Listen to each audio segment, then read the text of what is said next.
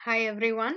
This is the second lecture for your chapter Reproduction in Organism Sajivoma Prajanan. In the last class we studied asexual reproduction, alingi prajanan in a alag alag prakar. Then we studied sexual reproduction, lingi prajanan in a alag alag phases, right? આપણે જોયું કે એની life સાયકલમાં કયા કયા phase હોય. પહેલા phase ને કીધું આપણે vegetative phase or it is also known as juvenile phase. એના પછી આવે reproductive phase, પ્રજનનનો તબક્કો, and after that comes senescence and old age, જીર્ણતા અને old age, then death, મૃત્યુ. So today we continue with sexual reproduction, and we had already said કે sexual reproduction જે છે લિંગી પ્રજનન એ અલિંગી પ્રજનનના કમ્પેરિઝનમાં થોડુંક જટિલ છે, complex, and it is also a little time consuming. So let us continue. Fine. So sexual reproduction in both plants and animals, બે વનસ્પતિ અને પ્રાણીઓની અંદર hormones જે છે they are responsible for transition between the three phases. આપણે હમણાં જે ત્રણ તબક્કાની વાત કરી, that is juvenile, reproductive phase and old age. તો આ ત્રણે ત્રણ or senescence, last one. So આ ત્રણ phases ની અંદર જે transform કરાવી શકે તો એવા હોય છે hormones. Fine. We have already studied the different kinds of hormones which are regulating plant growth. Fine. For example, in this diagram, you have been shown gibberellin and auxin, and a brassinosteroid hoy, which is not in your syllabus, so do not worry about it. પણ આમાં તમે જોઈ શકો છો કે embryogenesis એટલે કે ભ્રૂણ બનવાની પ્રક્રિયા છે, પછી એમાંથી જે અંકુરણ થાય અને આગળનું જે કંઈ બી પ્રોસેસ થાય છે એનું વેજીટેટિવ ગ્રોથ અને રિપ્રોડક્ટિવ ગ્રોથમાં એ બધામાં અલગ અલગ પ્રમાણમાં ઓક્સિન, જિબ્રેલિન ને એવા અલગ અલગ જે હોર્મોન્સ હોય એનો યુઝ હોય છે. ઓકે, એનો રોલ હોય છે. એવી જ રીતના હ્યુમન્સમાં you would have studied growth hormone, then LSH, FH, LH, FSH, then estrogen, progesterone, testosterone. તો આવા ઘણા બધા હોર્મોન્સ જે છે they take part in conversion from one phase, એક phase માંથી એક તબક્કામાંથી બીજા તબક્કામાં લઈ જવા માટે. Hormones, અંતસ્ત્રાવ plus environmental factors, okay, પ્રાકૃતિક જે કઈ બી factors હોય, they regulate the reproductive process as well as the associated behavioral expression of organism. Okay, hormones એટલે અંતસ્ત્રાવ તો ખરા જ, પણ એના સિવાય બહારના જે અમુક પરિબળો હોય એ બધું ભેગું મળી અને એ નક્કી કરશે reproductive process અને એની સાથે સંકળાયેલા જે behavior હોય એ બધું of an organism. So now we move on to the events in sexual reproduction. આપણે જોઈ લીધું કે કોઈ બી sexually reproducing organism હોય એના લાઈફમાં ત્રણ તબક્કા હોય, ત્રણ ફેઝ હોય. હવે આપણે ખાલી એનો જે વચ્ચેનો ફેઝ છે which is the phase of reproduction, okay, reproductive growth no phase છે એની આપણે વાત કરીશું. તો sexual reproduction જે છે એમાં કઈ કઈ ઇવેન્ટ થાય છે, કઈ કઈ ઘટનાઓ જે છે એ ઘટે છે, right? So sexual reproduction is characterized by fertilization. એ ફલનથી તમે એને નક્કી કરી શકો છો, okay? Events અથવા ઘટનાઓ. Fertilization of what? The fertilization of male and female gametes and then followed by embryogenesis. તો આ fertilization ની જે ઇવેન્ટ છે, ફલનની જે ક્રિયા છે એને ધ્યાનમાં રાખી, considering that fertilization event, you can divide the events, બીજી ઘટનાઓને તમે pre-fertilization, ફલન પહેલાની, અથવા post-fertilization, ફલનના પછી થનારી ઘટનાઓ or events ની અંદર you can divide. Okay, pre-fertilization events and post-fertilization events. Pre-fertilization event જે છે એટલે fertilization ફલન થાય એ પહેલા શું જરૂરી હોય? તો you have gametogenesis એટલે જન્યુ જે હોય એનું જન્યુ બનાવવાની પ્રક્રિયા, right? So gametogenesis and gamete transfer. Gamete જે છે, જન્યુ જે છે પહોંચવા જોઈએ ફલન માટે. તો આ બે જે પ્રોસેસ છે gametogenesis and gamete transfer, they come under pre-fertilization event. Then you have fertilization, phalan, And post fertilization, એકવાર ફલન થઈ જાય પછી શું જરૂરી હોય તો there is formation of zygote અને zygote જે છે એમાંથી embryogenesis થાય. ઓકે, ભ્રૂણ જે છે એ બનવાની પ્રક્રિયા.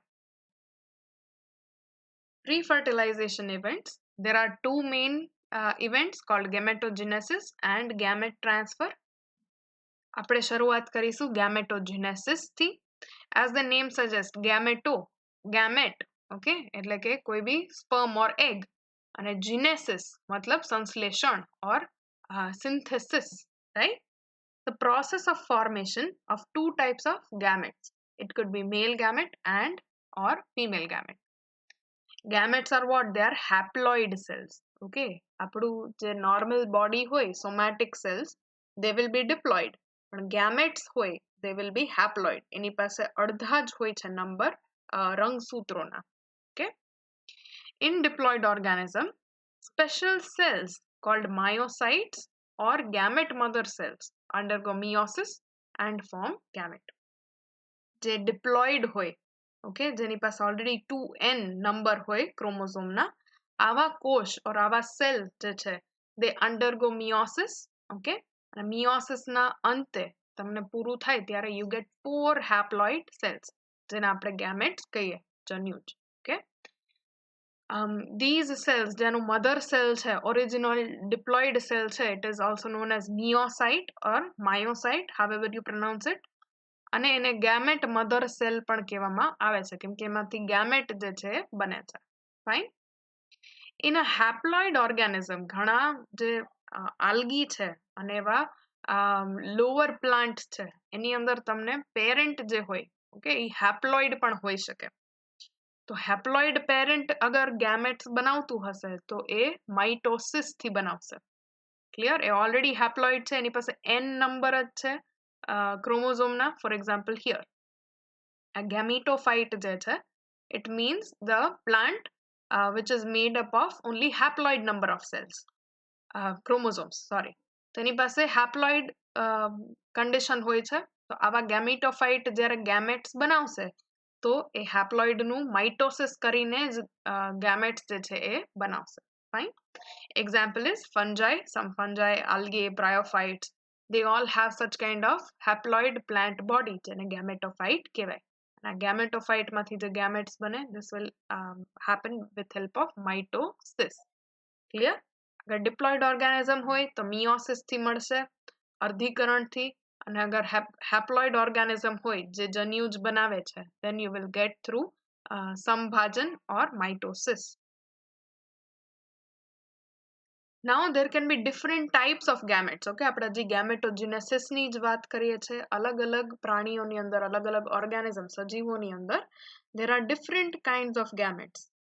એક જે છે એ પ્રકારને કહેવાય homogametes or isogametes. Homo એટલે same થાય, iso it also means equal. Okay, તો homogametes or isogametes એનો મતલબ થાય કે બે gamete જે છે, બે જન્યુજ જે છે, they look exactly same, okay, in appearance. એ બે એક સરખા જ લાગે છે, એટલે તમે એમાં નક્કી ના કરી શકો કે કોણ મેલ અને કોણ female. It is seen in some algae.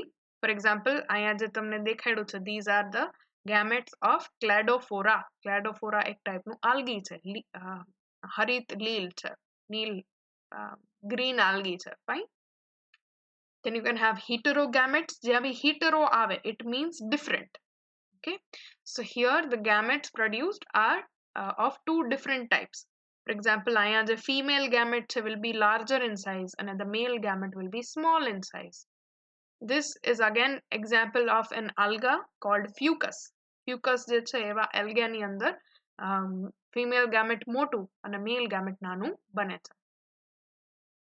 Here the male gamete is either called sperm, એને કાં sperm કહેવામાં આવે છે, શુક્રકોષ, or it is known as anthrozoid. And the female gamete is called ovum, or it is also known as egg. Fine. Now that we are discussing the different types of gametes, after that we discuss different sexualities in organism. Okay, હરેક organism જે છે એક જ પ્રકારના હોતા નથી, જે લોકો લિંગી પ્રજનન દેખાડે છે. Not all organisms showing sexual reproduction are same in nature. some of them are unisexual. Uni નો મતલબ થાય one. Okay, so this organism, આવા સજીવો જે છે, they are either male or female. એક કાં તો મેલ હોઈ શકે અથવા તો ફિમેલ હોઈ શકે. ફોર એક્ઝામ્પલ માર્કેન્શિયા જે છે એક ટાઈપનું બ્રાયોફાઇટ છે, દ્વિઅંગી છે. ફાઇન. સો માર્કેન્શિયાની અંદર કાં તો તમારી પાસે ફિમેલ હોઈ શકે પ્લાન્ટ અથવા મેલ પ્લાન્ટ. ફાઇન. એવી જ રીતે માણસોની અંદર કાં તો ફિમેલ હોય ને કાં મેલ હોય. monkeys ની અંદર cockroaches, as you can see here, okay, male cockroach and female cockroach, etc. So these are called unisexual organism. Then you can have bisexual or hermaphrodites. Again, આપણે animal kingdom ભણ્યા ત્યારે I have discussed, okay. Bisexual, bi means two, or hermaphrodite એનો મતલબ થાય મેલ અને female part બે એક જ ઓર્ગેનિઝમ ની અંદર જોવા મળે. એક્ઝામ્પલ ઇઝ earthworm ભણ્યા ત્યારે you must have studied કે એની અંદર જે testis હોય, which is the male part, that is also seen, અને ovaries પણ જોવા મળે છે, which is the female part. તો આ એક જ એનિમલ ની અંદર અગર બે પાર્ટ્સ હોય તો એને બાયસેક્સ્યુઅલ અથવા hermaphrodite કહેવાય. Same thing here in case of chara, which is a type of algae. A algae ની અંદર પણ you have the oogonium, which is the female sex organ, and antheridium, which is the male sex organ, both present on the same plant. Clear? In case of flowering plants, એટલે કે અગર તમે flowering plant સપુષ્પ વનસ્પતિની વાત કરો તો એમાં મેલ flower જે હોય એને સ્ટેમિનેટ કહેવાય. ઓકે, સ્ટેમન ઉપરથી સ્ટેમિનેટ, અને ફિમેલ ફ્લાવર્સ જે હોય એને કહેવાય pistillate. Fine. So staminate flowers or pistillate flowers. Plants ની અંદર જે આ યુનિસેક્સ્યુઅલ બાયસેક્સ્યુઅલ છે એ અલગ રીતનું હોય છે. ફાઇન, થોડું. સો એને મોનોશિયસ અથવા હોમોથાલિક કહેવાય. મોનોશિયસ નો મીનિંગ થાય કે બે મેલ અને ફિમેલ, ઓકે, આ ફિમેલ ટાઈપનું ફ્લાવર છે અને મેલ ટાઈપનું ફ્લાવર છે. આ બે ટાઈપના ફૂલ એક જ પ્લાન્ટની અંદર જોવા મળે છે. ક્લિયર? એક મેલ ફ્લાવર હશે, એક ફિમેલ ફ્લાવર હશે. આવું ક્યુકરબિટ્સ એટલે કાકડી, પછી એના જેવી દૂધી, એવા ગોર્ડ્સ હોય એની અંદર જોવા મળે છે. It is also seen in coconuts. The second type is called dioecious or heterothelic. Dioecious no meaning થાય એક પ્લાન્ટ જે હશે એ ખાલી ફિમેલ ફ્લાવર્સ જ પ્રોડ્યુસ કરશે અને બીજું પ્લાન્ટ જે છે ખાલી મેલ ફ્લાવર્સ પ્રોડ્યુસ કરશે. So these are called dioecious plants. Okay, and જેમાં બે ફૂલ હોય એને મોનોશિયસ કહેવાય. અમુક પ્લાન્ટ્સ જે છે હર્મેફ્રોડાઇટ હોય. હર્મેફ્રોડાઇટ નો મીનિંગ થાય એક જ ફૂલની અંદર તમને એના સ્ટેમેન પણ જોવા મળે અને આ વચ્ચેનો ભાગ જે ફિમેલ પાર્ટ છે ઇટ ઇઝ કોલ્ડ પિસ્ટલ. તો સ્ટેમન અને પિસ્ટલ બે એક જ ફ્લાવરની અંદર જોવા મળે. તો ધીઝ આર કોલ્ડ હર્મેફ્રોડાઇટ, જેવું આપણે એનિમલ્સમાં ભણ્યા એવું જ. Right, so we saw gametogenesis, કઈ રીતના ગેમેટ જે છે સિન્થેસાઇઝ થાય છે. They can either be by meiosis, અર્ધીકરણ, અથવા માઇટોસિસ, ઓકે, સંભાજન. અલગ અલગ ટાઈપના ગેમેટ્સ હોઈ શકે, આઇસોગેમેટ્સ હોઈ શકે, હિટેરોગેમેટ્સ હોઈ શકે. પછી આપણે એ પણ જોયું કે કયા કયા પ્રકારના સેક્સ્યુઆલિટી હોઈ શકે લિવિંગ ઓર્ગેનિઝમની અંદર, એનિમલ્સની અંદર અને પ્લાન્ટ્સની અંદર. Now we will be seeing the gamete transfer. આ એકવાર તમે gamete બનાવી લીધા. Fine, you have haploid gametes. How will they transfer to the female gamete? So in majority of organism, જેટલા મુખ્યત્વે અગર તમે જોવા જાવ તો સજીવોની અંદર the male gamete is motile.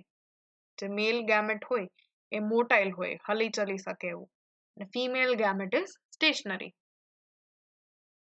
However, in angiosperm, okay, the સપુષ્પી વનસ્પતિ છે, સપુષ્પ વનસ્પતિ અને રેડ આલ્ગી, આ બેયની અંદર મેલ અને ફિમેલ ગેમેટ બે નોન મોટાઇલ છે. ફાઇન. ફોર એક્ઝામ્પલ આ પોલન ગ્રેન છે, પરાગરજ, અને પરાગરજની અંદર તમને અહીંયા ન્યુક્લિયસ જે છે બે દેખાડેલા છે. Right? So here this nucleus itself will divide into the male gamete.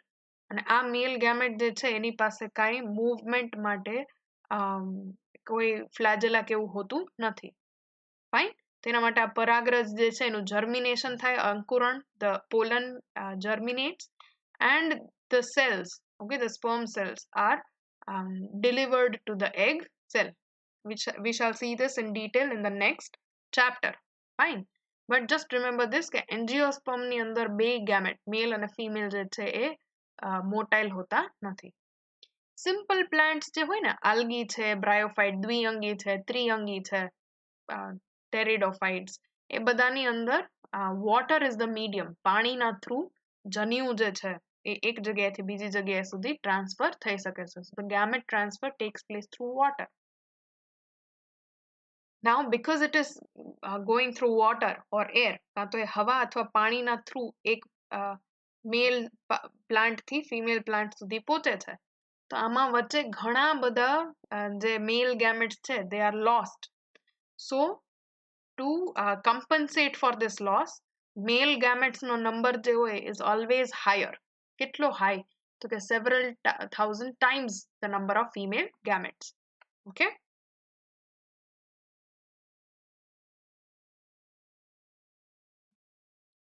Then gamete transfer ma in case of bisexual and self-fertilizing plants. Bisexual no meaning કે એક જ પ્લાન્ટ ની અંદર, એક જ ફ્લાવર ની અંદર તમને સ્ટેમન પણ જોવા મળે એટલે કે મેલ પાર્ટ અને પિસ્ટલ પણ જોવા મળે એટલે કે ફિમેલ પાર્ટ, અને એ સેલ્ફ ફર્ટિલાઇઝ થઈ શકતા હોય, right. In this case the transfer of pollen grains, પરાગરજ જે છે એ સ્ટિગ્મા ઉપર આરામથી આવી શકશે, right, because the anther and the stigma are near. જ્યાં પરાગરજ બને છે અને જ્યાં પરાગરજને પહોંચવાનું છે, બે પાર્ટ જે છે they are very much near to each other, and so the fertilization or gamete transfer, rather we are still talking about gamete transfer, so that is simple, it is easier. But in cross pollinating plants, અમુકમાં જેમ આપણે જોયું કે મેલ flower ને female flower અલગ ઉગે છે અથવા એ અલગ છોડ ઉપર ઉગે છે, okay, they are on the different plants or they are on the different parts of the plant, then you require some pollinating agent. Okay, એમાં કંઈક તમારે pollinator જોઈ જે એક જગ્યાએથી પરાગરજને લઈ અને બીજી જગ્યા સુધી પહોંચાડી શકે, okay, which facilitates the transfer of pollen grains from one flower to the other flower. Pollen grains when they reach the stigma, આ ઉપરનો ભાગ જે હોય એને સ્ટિગ્મા કહેવાય, એ સ્ટિગ્મા ઉપર એકવાર પરાગરજ પોલન ગ્રેન પહોંચી જાય, after that the pollen tube develops. Okay, આમાંથી એક આવી ટ્યુબ જેવું, નળી જેવું બને જેને પોલન ટ્યુબ કહેવાય છે. આ પોલન ટ્યુબ જે છે એ એગ સેલ સુધી ડેવલપ થશે અને આ ટ્યુબના દ્વારા જે સ્પર્મ સેલ હોય, ઓકે, મેલ ગેમેટ્સ હોય, એ મેલ ગેમેટ્સને પહોંચાડવામાં આવે છે. So in case of angiosperms or સપુષ્પી વનસ્પતિની અંદર આ રીતનું ગેમેટ ટ્રાન્સફર થાય છે. After gamete transfer or after pre-fertilization events, જેમાં gametogenesis અને gamete transfer, આપણે બે વસ્તુ ભણ્યા, જન્યુનું સંશ્લેષણ અને એના પછી જન્યુને પહોંચાડવાનું કામ. Now we study about the fertilization. ફલન. Fertilization is also called syngamy. Okay, both are the same thing. It is the most vital event of fusion. Okay, આમાં fusion થાય છે of the male gamete and the female gamete to produce a diploid zygote. જે haploid હોય gamete બે, એ half plus half કરી અને full એક diploid zygote બનાવશે. Now this fertilization or syngamy can be external or internal. એના બે પ્રકાર છે, બહાર થઈ શકે અથવા અંદર. In external fertilization, this occurs in aquatic organism, જે જલીય હોય એવા સજીવોની અંદર જોવા મળે છે, જેમ કે આલ્ગી, લીલ, પછી માછલી છે, એમ્ફિબિયન ઉભયજીવી છે, આ બધાની અંદર પાણીના થ્રુ, પાણીના વડે fertilization ફલન થાય છે. Let us see here, for example, this is algae. તો આલ્ગીના બે ગેમેટ્સ જે હોય એ પાણીની અંદર તરતા તરતા જ્યારે એકબીજાની સાથે મળશે, એના પછી એનું ફ્યુઝન થશે, ફલન થશે અને you will get a new zygote. Okay, ફલિતાંડ બનશે. એવું જ માછલીઓની અંદર જે ફિમેલ ફિશ હશે, female fish it will lay eggs, એ ઈંડા મૂકશે અને એને જે જગ્યાએ ઈંડા મૂક્યા હશે ત્યાંથી એ જાય, એના પછી the male fish will release the sperm અને એ સ્પર્મ અને એગ જે છે એ ઓર્ગેનિઝમના બોડીની બહાર સજીવના શરીરની બહાર એનું ફલન થશે. સો this is called external fertilization. This is also seen in case of frogs. ફ્રોગ્સમાં નીચે ફિમેલ ફ્રોગ જે છે આવા ઈંડા લે કરશે અને ઈંડાની ઉપર સીધું મેલ ફ્રોગ જે છે એના સ્પર્મ્સ જે છે શાવર કરશે. ઓકે, એના શુક્રકોશ, અને એ રીતના એ ઈંડાનું ફલન જે છે એ પણ બહારની તરફ થશે. So this is external fertilization. Then you have internal fertilization. Internal fertilization એટલે આંતરફલન. ઓકે, અંદરની તરફ થાય. કોની અંદર? એ ઓર્ગેનિઝમના બોડીની અંદર. So in many terrestrial organisms, જે જમીન ઉપર રહેતા હોય એવા સજીવો, જેમ કે ફંગસ છે, હાયર એનિમલ્સ છે, જેની અંદર રેપ્ટાઇલ્સ, સરીસૃપ, બર્ડ્સ, એવ્સ અને મેમલ્સ, સસ્તન, આ બધાને ઇન્ક્લુડ કરવામાં આવે છે. તો આમાંથી મેજોરિટીની અંદર જે ફર્ટિલાઇઝેશન એટલીસ્ટ ફલનની ક્રિયા છે એ શરીરની અંદર, ઓકે, ફિમેલ જે ઓર્ગેનિઝમ હશે એના શરીરની અંદર થાય છે. This is also true in case of angiosperms. Okay, સપુષ્પ વનસ્પતિની અંદર પણ એવું જોવા મળે છે કે જે ફિમેલ પાર્ટ હોય એની અંદર એનું ફલન જે છે એ થશે. ઓકે, એનું એગ જે હશે એ એગની અંદર એગ સુધી મેલ ગેમેટ પહોંચશે અને પછી એનું ફર્ટિલાઇઝેશન પણ અંદર જ થશે. સિનગેમી જે છે એના પણ તમે 3 ભાગમાં વિભાજિત કરી શકો. કે વર્ગીકરણ એનું કરી શકો. There is isogamy. Iso, again જેવું મેં કીધું હતું એમ, આઈસો મીન્સ સેમ. તો આ કેસમાં જે બે કોષ હોય, ઓકે, એક મેલ અને એક ફિમેલ, તમે જોઈને નક્કી ના કરી શકો કે આમાં કયું મેલ અને કયું female. They are morphologically similar. બાહ્યકાર રચનાથી સરખા છે. Okay, so this is called isogamy. અગર આવા ગેમેટ્સ, આવા જન્યુજ એકબીજા સાથે ફલન કરતા હોય તેને આઈસોગેમી કહેવાય. આઈસોગેમીમાં બે પ્રકાર હોય, ફ્લેજેલેટ અને એફ્લેજેલેટ. ફ્લેજેલેટ એટલે જેની પાસે ફ્લેજેલા છે એવા, એને પ્લેનોગેમેટ્સ પણ કહેવાય, અને એફ્લેજેલેટ જેને એપ્લેનોગેમેટ્સ પણ કહેવાય. ફ્લેજેલેટનું એક્ઝામ્પલ છે ક્લેમાઇડોમોનાસ. ઓકે, આ ક્લેમાઇડોમોનાસ. અને એફ્લેજેલેટનું એક્ઝામ્પલ છે સ્પાઇરોગાયરા, which looks like this.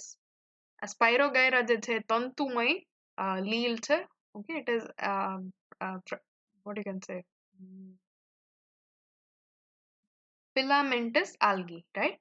filamentous algae માં કોઈ બી એક સેલની અંદર there will be production of a male gamete અને બીજી બાજુ female gamete.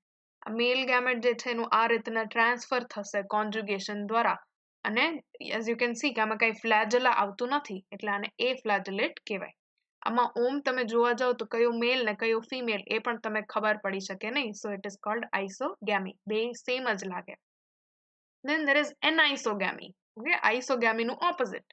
આ કેસમાં સ્ટ્રક્ચરલી અને સાઇઝમાં અગર તમે જોવા જાવ તો બે ગેમેટ્સ અલગ અલગ સાઇઝના છે. ફિમેલ ગેમેટ મોટું છે અને મેલ ગેમેટ નાનું. This is again another species of Chlamydomonas which shows this type of gamete structure. Okay, anisogamy જે છે, or anisogamy, however you want to pronounce it, is seen in all higher organisms. જેટલા બી higher organism છે બધાની અંદર આવું જોવા મળે છે, including mammals. Okay, mammals છે કે even humans ની વાત કરો તો egg cell will be larger and the male sperms will be smaller in size. તો આને anisogamy કહેવાય. Finally, you have oogamy, which is seen in volvox. ખાલી આમાં ધ્યાન દેજો, વોલ્વોક્સ તો તમે જોયેલું છે, એનું જે સરફેસ હોય ને એનું આ થોડું ઝૂમ્ડ ઇન વર્ઝન છે. એમાં અમુક જગ્યાએ there is production of antherozoids. Antherozoid જે છે એ ફ્લેજેલા વાળા નાના નાના કોષ છે. Okay, they are basically sperm. And then you have some other part of the membrane જ્યાં આવી રીતના egg cell develop થશે, which is called oogonium or mature egg. આ egg સુધી જ્યારે sperm જે છે પહોંચશે એના પછી it will develop into a zygote. So this kind of structure or this kind of syngamy is called oogamy, where the male gamete is moving towards the female gamete. Again, the example can be given of humans where the male gamete moves towards the female gamete for fertilization. અમુકની અંદર આમે ખાલી અહીંયા add કર્યું છે એને કહેવાય પાર્થેનોજેનેસિસ. પાર્થેનોજેનેસિસ એટલે એમાં ફર્ટિલાઇઝેશન વગર, ફલન થયા વગર સીધે સીધું ફિમેલ ગેમેટ જે છે ને એ ફિમેલ ગેમેટમાંથી જ તમને નવું ઓર્ગેનિઝમ ડેવલપ થાય છે ફલન વિના. આને પાર્થેનોજેનેસિસ કહેવાય. ઠીક છે. there can be different varieties. આમાં પણ અલગ અલગ વેરાયટી હોઈ શકે. એકને કહેવાય હેપ્લોઇડ પાર્થેનોજેનેસિસ. હેપ્લોઇડ પાર્થેનોજેનેસિસમાં જે ફિમેલ ગેમેટ હશે oocyte, ઓકે, એ હેપ્લોઇડ હશે એટલે એની પાસે n નંબર ઓફ ક્રોમોઝોમ હોય તો એ હેપ્લોઇડ ઝાયગોટ જ ગણવામાં આવશે અને હેપ્લોઇડ ઝાયગોટમાંથી એક આખું હેપ્લોઇડ નવું ઓર્ગેનિઝમ બનાવશે. તો ધીસ ઇઝ કોલ્ડ હેપ્લોઇડ પાર્થેનોજેનેસિસ. એટલે એની પાસે અડધા જ ક્રોમોઝોમના નંબર હોય છે. Then there could be diploid parthenogenesis. Diploid parthenogenesis જે છે એનો મતલબ જે કોઈ બી નવું ઓર્ગેનિઝમ બનશે, નવું ઇન્ડિવિજ્યુઅલ બનશે એ ડિપ્લોઇડ હશે, એની પાસે બે જોડી હશે રંગસૂત્રોના. તો that could also be divided into two parts અને એકને કહેવાય ઓટોમિક્સિસ અને એકને કહેવાય એપોમિક્સિસ. ઓટોમિક્સિસ જે છે એનો મતલબ થાય કે મિયોસિસ પછી oocyte બનશે એટલે કે આ n વાળું હેપ્લોઇડ ગેમેટ, આવા બે હેપ્લોઇડ ગેમેટ ફ્યુઝ થઈ અને 2n ડિપ્લોઇડ ઝાયગોટ બનાવશે. ઓકે, એટલે બે oocyte જ ફ્યુઝ થાય છે, બે ફિમેલ ગેમેટ ફ્યુઝ થઈ અને તમને નવું ઓર્ગેનિઝમ આપશે. એને ઓટોમિક્સિસ કહેવાય. અને એક છે એને કહેવાય એપોમિક્સિસ. એપોમિક્સિસમાં મિયોસિસ થતું જ નથી.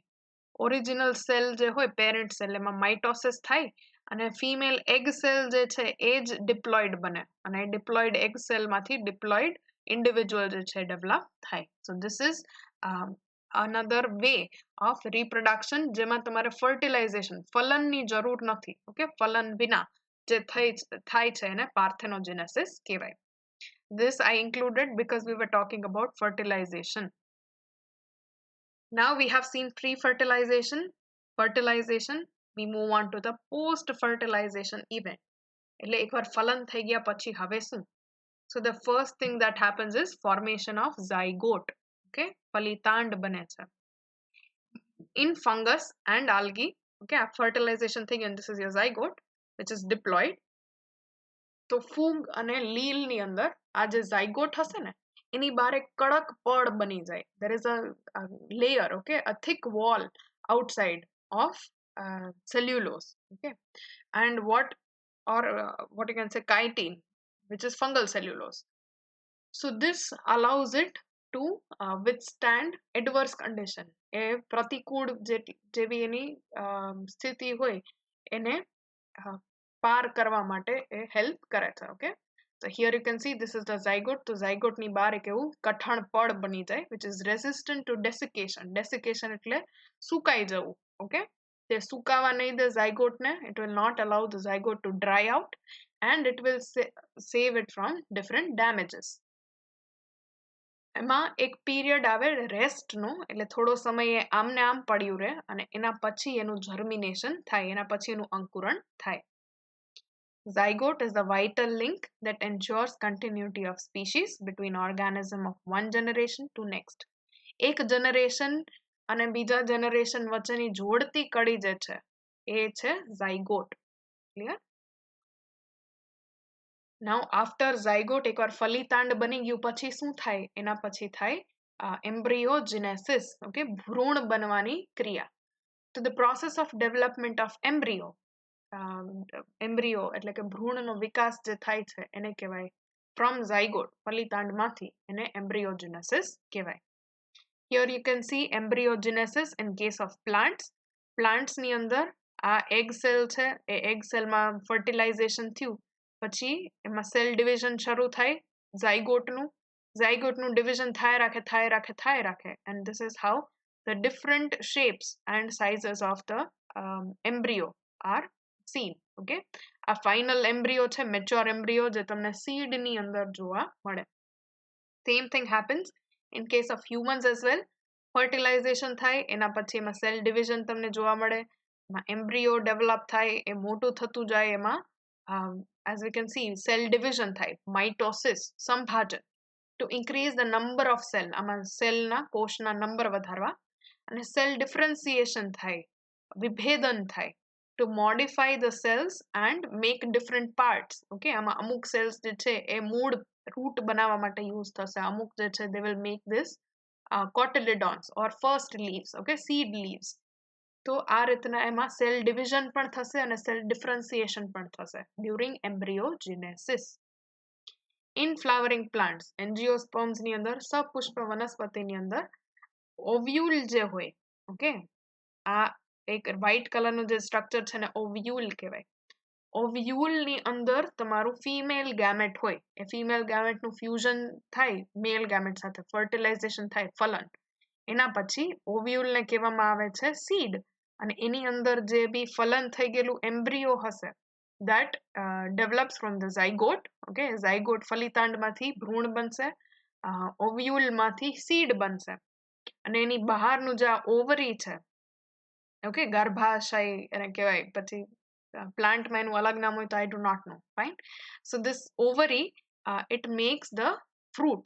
ઓકે, તો ઓવરીમાંથી ફ્રૂટ બનવામાં આવે છે. તો આ આખી પ્રોસેસ થાય છે અલોંગ વિથ એમ્બ્રિયોજેનેસિસ. ઓકે, ભ્રૂણનું જે સંશ્લેષણ થાય એની સાથે સાથે શું થાય છે. ઇન કેસ ઓફ એનિમલ્સ, અગર પ્રાણીઓની વાત કરીએ તો એને તમે બે ભાગમાં વિભાજિત કરી શકો, ઓવીપેરસ અને વિવીપેરસ. આ પણ આપણે એનિમલ કિંગડમ ભણ્યા ત્યારે ભણેલા જ છીએ.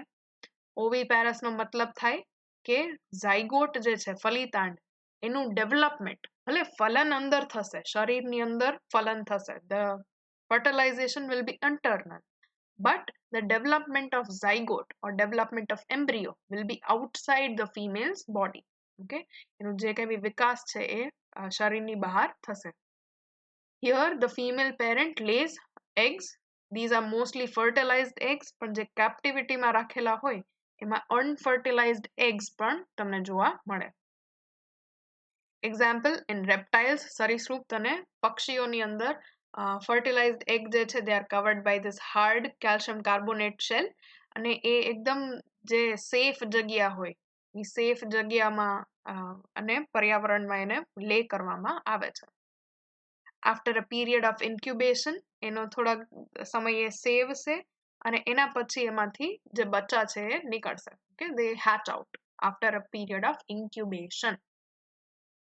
Then the other type is viviparous. Viviparous નો મતલબ થાય કે the whole embryo, okay, the zygote માંથી embryo, અને embryo જે છે એમાંથી આખું નવું offspring will develop inside the female's body. Okay, એ શરીરની અંદર જ એનું ડેવલપમેન્ટ થાય છે. And these animals give birth to young ones. એ સીધો જન્મ આપે છે નાના બચ્ચાઓને. Okay, example is majority of mammals, જેટલા સસ્તન છે એમાં human beings પણ included.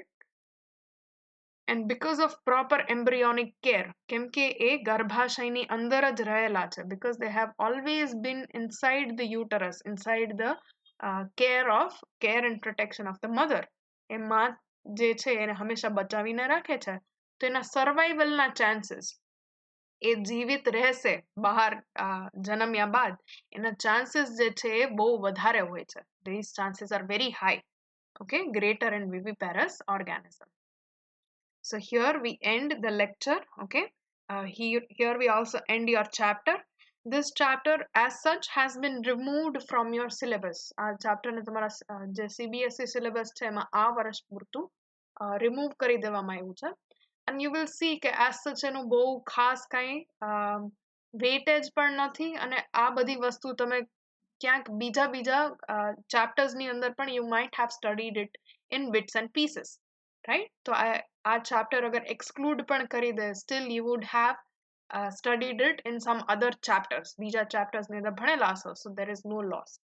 But still for our understanding, આપણે સારા સમજ માટે, okay, અને so that we are well prepared, આપણે હંમેશા બધી વસ્તુ માટે prepared રહીએ, એના માટે આપણે જેટલું necessary હતું, whatever was required according to the textbook, that much of your chapter has been already covered. Okay, the whole chapter according to your textbook has been covered. Fine, chalo, fine, see you next time.